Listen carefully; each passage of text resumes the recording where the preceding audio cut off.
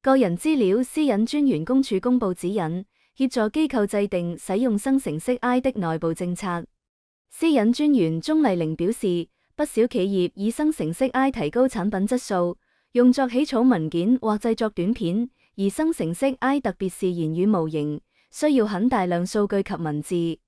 他提醒有關機構輸入顧客資料是受私隱條例規管，如果涉及改變用途目的，需要取得客戶同意。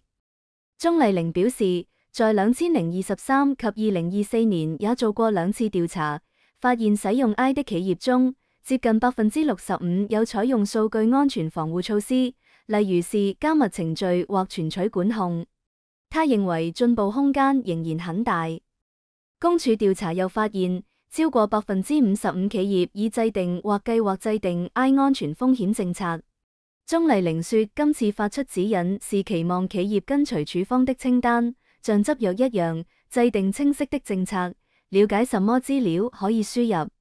鍾麗玲又提到，暫時並不多企業就生成式 AI 資訊或圖像加上標籤或水印，但其他司法管轄區包括外地及內地已有相關法規。